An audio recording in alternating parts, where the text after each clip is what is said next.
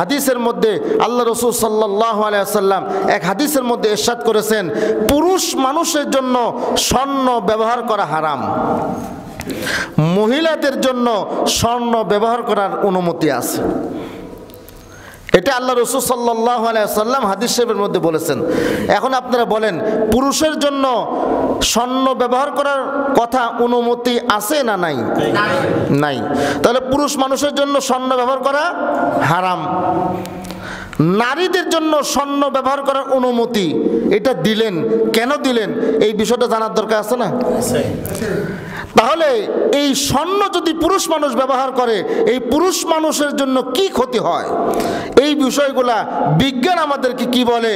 আর আল্লাহ রাসূল সাল্লাল্লাহু আলাইহি সাল্লামের বিজ্ঞানের যখন জন্মই হয় নাই, রাসূল সাল্লাল্লাহু আলাইহি সাল্লাম আজ থেকে 1500 বছর আগে এই বিজ্ঞান কোরআনে কারীম হাদিস শরীফের মধ্যে থেকে আল্লাহ রাসূল সাল্লাল্লাহু আলাইহি সাল্লামের জবান দিয়ে গোটা বিশ্ব মানব জাতিদেরকে বুঝিয়েছেন, জানিয়েছেন যে ও বিশ্ব মুসলিম, তোমরা শুনে রাখো, পুরুষ মানুষের জন্য স্বর্ণ ব্যবহার করা নিষেধ। কারণ এটা হলো একটা ধাতুত পদার্থ, এই ধাতু পদার্থের দ্বারা পুরুষ মানুষের অনেক ক্ষতি হয়। কি কি ক্ষতি হয় এই বিষয়গুলো সামনে আলোচনা হবে ইনশাআল্লাহ। 1986 সালে আমেরিকার ক্যালিফোর্নিয়ায় একটি বৈঠক ডাকা হয়, সেমিনার করা হয়। আর এই সেমিনারের মধ্যে বিশ্বের বিভিন্ন রাষ্ট্র থেকে বড় বড় বিজ্ঞানীরা উপস্থিত হয়। বিষয়টি কি? বিষয়টি হলো, সেমিনারের উদ্দেশ্যর মাকসাদ হলো যে ওই সেমিনারে একটি উদ্দেশ্যর মাকসাদ, মুসলমানদের নবী মুহাম্মদুর রাসূলুল্লাহ সাল্লাল্লাহু আলাইহি সাল্লাম তিনি বলেছেন পুরুষদের জন্য স্বর্ণ ব্যবহার করা হারাম, আর নারীদের জন্য স্বর্ণ ব্যবহার করার অনুমতি দিলেন। আসলে বিষয়টা কেন, কি কারণে এই কথা তিনি বললেন, এই জিনিসটা আমরা জানতে চাই। এটাই আজকে উদ্দেশ্য। এইখানে আপনার অনেক বিজ্ঞানীরা উপস্থিত ছিল এই সেমিনারে, বিভিন্ন পর্যায়ের বিজ্ঞানী, হিন্দু, খ্রিস্টান, বৌদ্ধ, বিশ্বের বড় বড় বিজ্ঞানীরা, অন্যান্য ধর্মের মানুষ, এমনকি ওই সেমিনারের ভিতর একজন মুসলিম বিজ্ঞানী উপস্থিত ছিল। এবার তাদের প্রত্যেকের কাছে এক একটা করে ফাইল আছে টেবিলে। যিনি সভাপতি সাহেব, উনি যখন শ্রেণী কক্ষে ঢুকলেন, ঢোকার পরে মুসলিম বিজ্ঞানী সহ আরো সকলেই তার সম্মানার্থে দাঁড়িয়ে গেলেন। সভাপতি সাহেব আসছে, দাঁড়িয়ে গেলেন, সকলে বললেন বসেন বসেন, সকলকে টার্গেট করে বললেন আপনারা বসেন। সকলে বসলেন। বসার পরে এবার সর্বপ্রথম ওই বিজ্ঞানী, উনি যিনি সভাপতি ছিলেন, সভাপতির আসন অলঙ্কিত করার সঙ্গে সঙ্গে ওনার হাতে যে ফাইলটা ছিল, এই ফাইলটা নিয়ে উনি সকল সদস্যদেরকে বলছেন, সকল বিজ্ঞানীদেরকে বলছেন, আজকের আপনাদের এজেন্ডা কি? তখন একজন বলল, মুসলমানদের নবী মুহাম্মদুর রাসূলুল্লাহ সাল্লাল্লাহু আলাইহি ওয়াসাল্লাম তিনি আজ থেকে 1400 বছর আগে একটি কথা বলেছেন। সেই কথাটি হলো, মুসলমানদের হাদিস শরীফের মধ্যে নাকি আছে যে তাদের নবী বলেছে পুরুষ মানুষের জন্য স্বর্ণ ব্যবহার করা হারাম, আর নারীদের জন্য স্বর্ণ ব্যবহার করার অনুমতি দিলেন। এই বিষয়টা নিয়ে আজকের আলোচনা।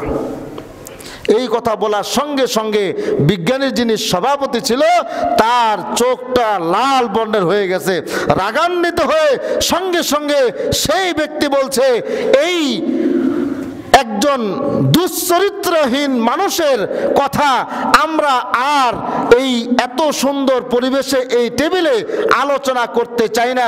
ও মুসলমান, আপনারা যে জবানটা বন্ধ রাখলেন, আপনাদের নবী, আপনার নবীকে মুহাম্মদুর রাসূলুল্লাহ সাল্লাল্লাহু আলাইহি সাল্লাম, ওই ইহুদির বাচ্চা, সে ওই সেমিনারে বলেছিল মুসলমানদের নবী মুহাম্মদ একজন দুশ্চরিত্রবান। নাউজু বললেন না?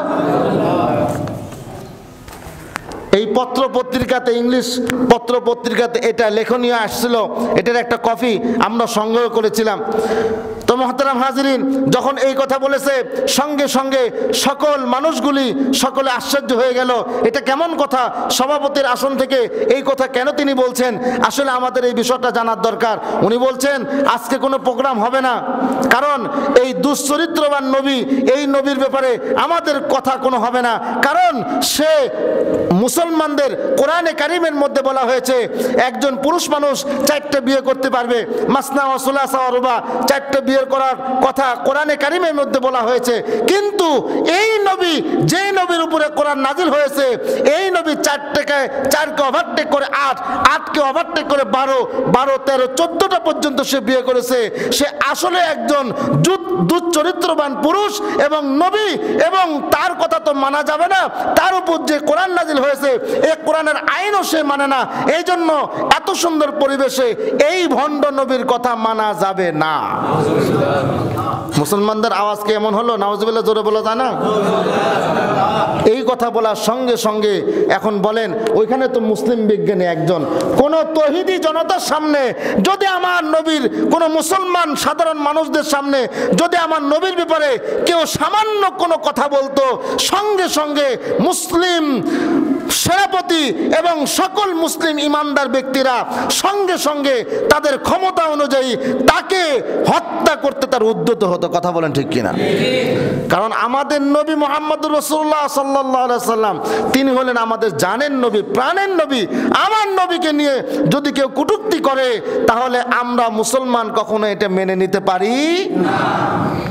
আল্লাহ রাসূল সাল্লাল্লাহু আলাইহি সাল্লামের ব্যাপারে যখন এই কথা বলা হয়েছে, তো সকল সদস্যরা সকলে আশ্চর্য হয়ে গেল। কথা তো ঠিকই, কোরআনে কারিমের মধ্যে আল্লাহ তাআলা বলেছেন মাসনা ওয়া সুলাসা ওয়া রুবা, 1টা 2টা অথবা 3টা অথবা 4টে বিয়ে করো।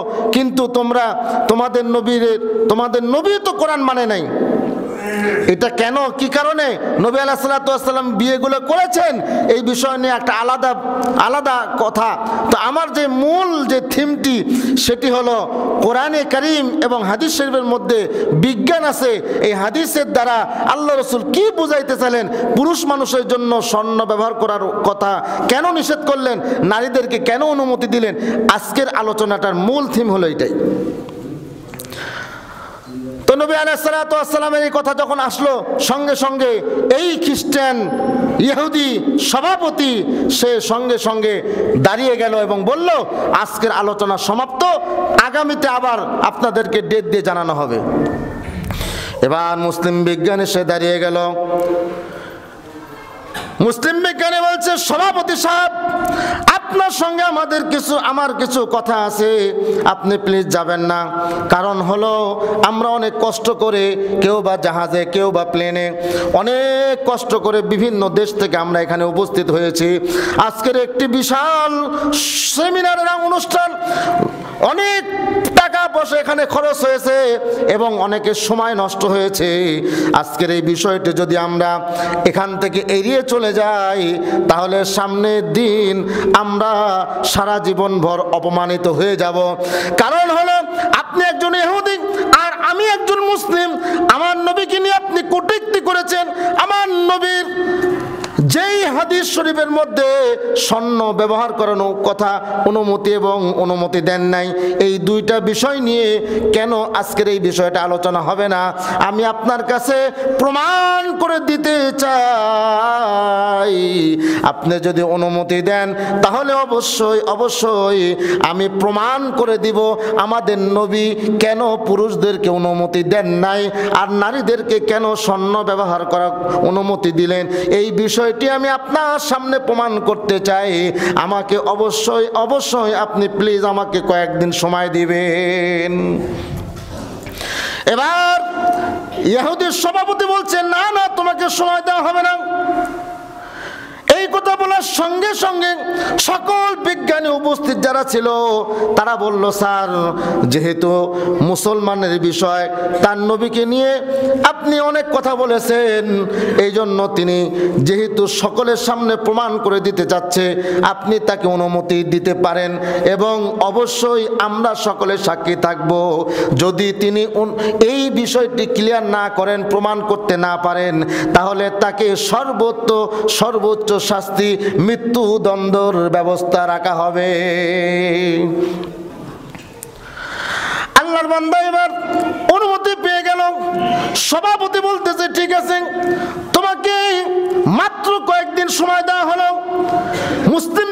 বলছে, স্যার আমাকে শুধুমাত্র আপনি 7 দিন সময় দিবেন, 7 days, 7 দিন সময় দিবেন। এই 7 দিনের ভিতরে আমি ইনশাআল্লাহ প্রমাণ করে দিব আমার নবী কেন পুরুষদেরকে স্বর্ণ ব্যবহার অনুমতি দিলেন, নারীদের স্বর্ণ ব্যবহার অনুমতি দিলেন না, আর নারীদেরকে কেন দিলেন। এই বিষয়টি আমি আপনার সামনে পরিষ্কার করে দেব। এই কথা বলার পর মুসলিম বিজ্ঞানী হল থেকে বের হয়ে তার হোটেল রুমে কক্ষে চলে গেল। যাওয়ার পর ওযু করে পাক পবিত্রতা অর্জন করে আল্লাহর রাহে তিনি নামাজ আদায় করলেন। 2 রাকাত সালাত আদায় করার পর সিজদার মধ্যে আল্লাহ তাআলার সঙ্গে আলাপ আলোচনা করছে এমন ভাবে, ওগো আমার রব, আমার আল্লাহ, আজকে বিশ্ব বিভিন্ন রাষ্ট্র থেকে বড় বড় বিজ্ঞানীরা সেমিনার অনুষ্ঠানে এসেছে। আমার নবী মুহাম্মদুর রাসূলুল্লাহ তোমার প্রিয় পয়গম্বরকে নিয়ে তারা কটূক্তি করেছে, তোমার নবীর হাদিস শরীফকে নিয়ে তারা ছোট করেছে। ইয়া আল্লাহ, তুমি আমাকে সামর্থ্য দান করো, আমাকে শক্তি দাও, আমাকে তুমি সাহায্য করো, আমি যেন তোমার নবীর সম্মানকে বিশ্ব মানুষের কাছে যেন আমি প্রমাণ করে তুলে ধরতে পারি, যেমন আমার নবীর চরিত্র ফুলের চাইতেও পবিত্র। কথা বলেন ঠিক কিনা? আমার নবীর চরিত্রে যারা পরিমাণ কোনো দাগ নাই, এটা একজন মুমিন মুসলমান বিশ্বাস করে, আমরাও বিশ্বাস করি। এবার মুসলিম বিজ্ঞানী তিনি নামাজ আদায় করলেন, আল্লাহ তাআলার কাছে প্রার্থনা চাইলেন, এরপরে ঘর থেকে বের হয়ে গেলেন। জঙ্গলের মধ্যে অনেক টাকা পয়সা খরচ করে শিকারের মাধ্যমে 2টা বানরকে ধরলো, একটি নর আর একটি হলো মাদি। এই 2টা নর এবং নারী 2টা বানরকে একই জায়গায় একটি আলাদা জায়গার মধ্যে রাখা হলো। নরকে একটা আলাদা জায়গা আলাদা খাঁচার মধ্যে, নারী বানরকে আলাদা খাঁচার মধ্যে রাখা হলো। এই 2 নর এবং নারী, মাদি এবং মরদ, এই 2টা বানরকে আলাদা আলাদা কক্ষে রাখার পরে এবার মুসলিম বিজ্ঞানী 2টি স্বর্ণ টুকরা একত্রিত করলো। স্বর্ণের টুকরা একত্রিত করার পর 2টা বানরের মাথা কেটে মাথার মধ্যে ওই স্বর্ণ পদার্থটি ডাইরেক্ট সরাসরি এখানে ঢুকিয়ে দিল, দিয়ে সেলাই করে দিয়ে ব্যান্ডেজ করে রাখা হলো। একই ক্যাটাগরিতে 2টা বানরের অপারেশন করা হলো। আস্তে আস্তে 1 দিন পার হয়, 2 দিন পার হয়, 3 দিনের দিন আল্লাহর এই বান্দা মুসলিম বিজ্ঞানী তিনি আলাদা আলাদা কক্ষে ঢুকে দেখেন পুরুষ যে বানরটি ছিল, এই বানরটির যে তেজ আর তার আনন্দ উৎফুল্ল যে ভাবটা ছিল, স্বর্ণ পদার্থ তার মস্তিষ্কে আঘাত লাগার কারণে তার শরীরটা আস্তে আস্তে কেমন যেন ঝিমিয়ে পড়ছে। আর নারী বানরটি যে ছিল, স্বর্ণ পদার্থ লাগার সঙ্গে সঙ্গে তার চঞ্চলতা ভাব, তার উদ্দীপনা আরো আগের চাইতেও বেশি হয়ে গেছে। এই কথা বলার সঙ্গে, এটা দেখার সঙ্গে সঙ্গে মুসলিম বিজ্ঞানী আবার আল্লাহ পাকের শুকর আদায় করে চোখের পানি ছেড়ে দিলেন, মাবুদ গো, তোমার বাস্তব প্রমাণ আমি আজকে স্বচক্ষে দেখতে পাচ্ছি। সারা বিশ্বের মুসলমান, সারা বিশ্বের নাস্তিক মুরতাদ কাফের মুশরিকরা তারা দেখবে, আর তারা আমার নবীর চরিত্র নিয়ে যে উল্টা পাল্টা কথা বলেছিল, তারা অকপটে তারা স্বীকার করে আমার নবীর এই হাদিসটাকে তারা মানতে বাধ্য হবে। এবার আল্লাহর বান্দা 2টা বানরের মধ্যে থেকে আবার এই স্বর্ণগুলি বের করে হরমোন সিরিজের মাধ্যমে হরমোনগুলা বের করলো। 2টা বানরের মধ্যে থেকে হরমোন ল্যাব টেস্টে দেওয়া হলো। ল্যাব টেস্টে দেওয়ার পর, ও আমার ভাইরা, পুরুষ মানুষের জন্য স্বর্ণ ব্যবহার করা এই জন্য নিষেধ। পুরুষ মানুষের শরীরে যদি স্বর্ণ থাকে, স্বর্ণ একটি ধাতব পদার্থ, এই পদার্থ যদি কোনো পুরুষ মানুষের শরীরে স্পর্শ করে, এটা আস্তে আস্তে আস্তে আস্তে শরীরের ঝিম এবং তার শরীরের হরমোনটা আস্তে আস্তে কমে যায় এবং তার স্পিরিট কমে যায়, তার যৌন শক্তি কমতে থাকে, চোখের শক্তি কমতে থাকে এবং আস্তে আস্তে পুরুষত্ব সে হারিয়ে ফেলে। এই জন্য আল্লাহ রাসূল সাল্লাল্লাহু আলাইহি ওয়াসাল্লাম পুরুষের এত বড় বিষয়ের দিকে লক্ষ্য করে আজ থেকে 1400 বছর আগে আল্লাহ রাসূল পুরুষের জন্য স্বর্ণ ব্যবহার করা হারাম ঘোষণা করেছেন। আর নারীদের শরীরের সঙ্গে যখন এই স্বর্ণ পদার্থ টাচ করে, সঙ্গে সঙ্গে নারীদের শরীরের তেজ সৌন্দর্য বৃদ্ধি পায় এবং নারীরা চাঞ্চল্যতা অনুভব করে এবং সাজসজ্জার মাধ্যমে নারীদের সৌন্দর্য পুরুষ মানুষের সামনে আরো ফুটিয়ে ওঠে। এই জন্য নবী আলাইহিস সালাতু ওয়াস সালাম এই বিষয়ের দিকে লক্ষ্য করে নারীদেরকে স্বর্ণ ব্যবহারের অনুমতি দিয়ে দিলেন। এখন বুঝে থাকলে বলেন তো, আমার নবী কি আমাদের শত্রু না বন্ধু? নবী আলাইহিস সালাতু ওয়াস সালাম আমাদের শত্রু না বন্ধু? আমাদের বন্ধু। আল্লাহ রাসূল সাল্লাল্লাহু আলাইহি সাল্লাম তিনি নিজেও একজন পুরুষ ছিলেন, যার কারণে তিনি সর্বদিক দিয়ে খেয়াল রেখে তিনি পুরুষদের জন্য স্বর্ণ ব্যবহার করা নিষেধ করে দিলেন। যদি এটা কেউ কন্টিনিউ করতে থাকে, আস্তে আস্তে তার শরীরটা তেজটা আস্তে আস্তে কমতে থাকবে, পুরুষ তার পুরুষত্ব হারিয়ে ফেলবে, চোখের জ্যোতি সে নষ্ট করে ফেলবে, এই পুরুষ মানুষ আর পুরুষত্ব সে অর্জন করতে পারবে না। এখন আমার এই আলোচনা বুঝে থাকলে বলেন তো, আপনারা যারা আছেন পুরুষ মানুষরা কি আর স্বর্ণ ব্যবহার করবে?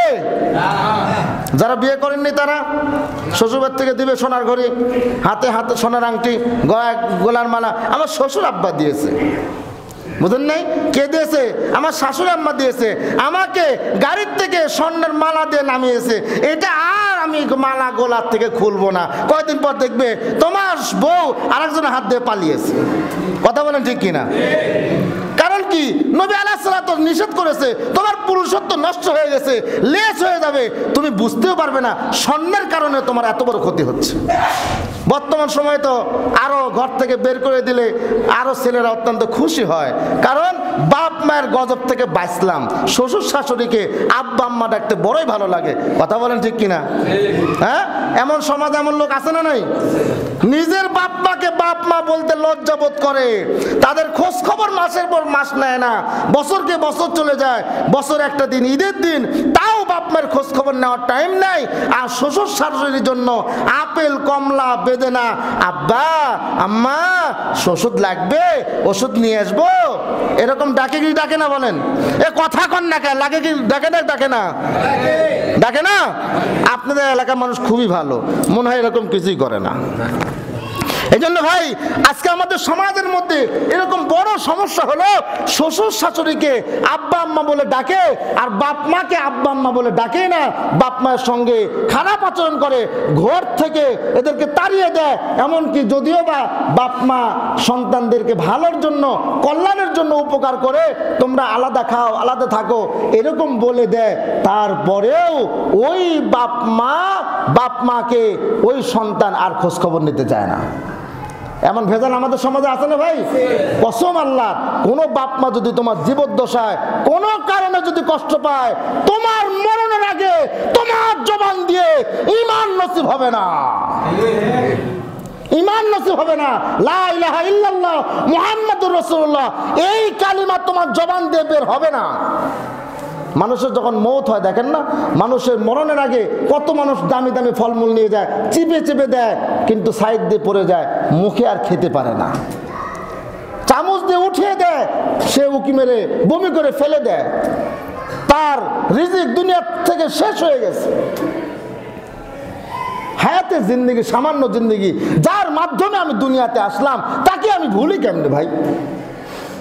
যার জন্য আমি দুনিয়াতে আসছি, যে বাপ মায়ের জন্য, আরে ভাই 10 মাস 10 দিন গর্ভে ধারণ করেছে, আপনার আম্মা আপনার আব্বা আম্মা কত কষ্ট করেছে, একবার নিজের স্ত্রীর দিকে তাকিয়ে দেখেন না। নিজের স্ত্রীর দিকে তাকিয়ে দেখেন যে আপনার সন্তান কিভাবে ভূমিষ্ঠ হয়, ঠিক তদ্রূপভাবে আপনার মা আপনার জন্য এমন কষ্ট করেছে।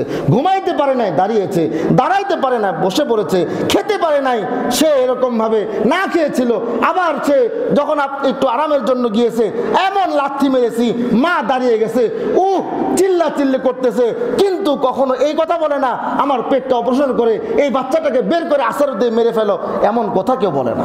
আর সেই বাপ মাকে আমি কষ্ট দিচ্ছি?